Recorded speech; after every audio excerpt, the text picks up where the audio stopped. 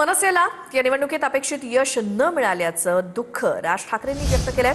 अचाट धनशक्ती, सत्तेची शक्ती विरुद्ध शिवशक्ती अशी ही लढाई होती। निवडणुका येतील जातील पण आपला श्वास मराठीच, असं राज ठाकरेंनी आपल्या पोस्टमध्ये म्हटलंय। निवडून आलेले नगरसेवक सत्ताधाऱ्यांना पुरून उरतील। आपली लढाई मराठी माणसाची आहे, मराठी भाषेची आहे। मनसे अध्यक्ष राज ठाकरे यांची ही फेसबुक पोस्ट। यावेळची निवडणूक सोपी नव्हती। अचाट धनशक्ती, सत्तेची शक्ती विरुद्ध शिवशक्ती अशी होती। अशा लढाईत सुद्धा दोन्ही पक्षाच्या कार्यकर्त्यांनी उत्तम झुंज दिली।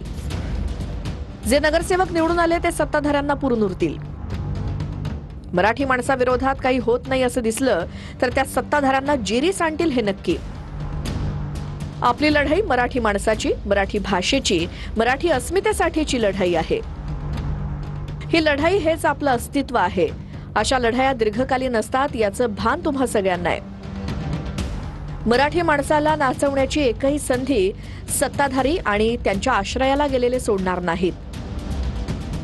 आपल्या मराठी माणसाच्या पाठीशी आपल्याला ठाम उभं राहायचंय। निवडणुका येतील जातील पण आपला श्वास हा मराठी आहे हे विसरायचं नाही। त्यानंतर आणखी एक मोठी बातमी, मराठी माणसासाठी आमचा लढा सुरूच राहील अशी पोस्ट अमित ठाकरे यांनी देखील केलेली आहे। माझं आणि तुमचं नातं फक्त एका मतापुरतं कधीच नव्हतं। तुम्ही दिलेलं प्रेम, साथ कोणत्याही सत्तेपेक्षा मोठी आहे। मराठीला, मराठी माणसाला कधीच एकटं पडू देणार नाही अशी पोस्ट अमित ठाकरे यांची। निकाल काहीही असो, मराठी माणसाला अपेक्षित ते देण्यासाठी अजून मेहनत घ्यावी लागेल ही खंत। माझं तुमचं नातं एका मतापुरतं कधीच नव्हतं। राजकारणात जय पराजय होतच असतो पण मराठी माणसाचं मन जिंकणं जास्त महत्त्वाचं। तुम्ही दिलेलं प्रेम, साथ कोणत्याही सत्तेपेक्षा मोठी। सत्ता असो किंवा नसो, तुमच्या हक्कासाठी मनसैनिक, शिवसैनिक नेहमी धावून येतील हा शब्द। महाराष्ट्र आणि मराठी माणसाच्या हितासाठी आमचा लढा यापुढेही सुरूच राहील। खचून जाऊ नका।